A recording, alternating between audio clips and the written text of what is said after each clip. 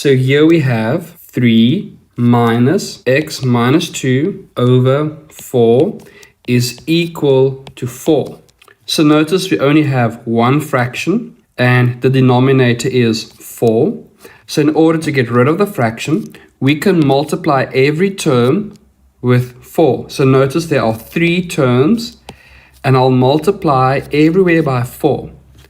So in our first term, it will be 4 multiplied with 3. I'm using brackets again.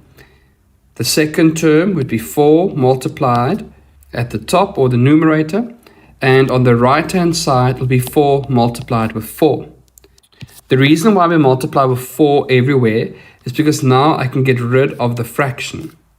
So in our first term, the result of 4 times 3 is 12 minus, and I'll notice I'm still using brackets because if I don't use brackets, I'll have x minus 2. But if I keep the brackets, because I need to subtract the whole value, then this negative 2 would actually become plus 2 when we multiply out. So on the right hand side, we have 4 times 4, and that is equals to 16. Now, let us deal with this bracket. So there's nothing in front of the bracket, so that value would be 1. So our first term is 12, and then negative 1 multiplied with x becomes negative x, and negative 1 multiplied with negative 2 becomes positive 2, and that is equal to 16.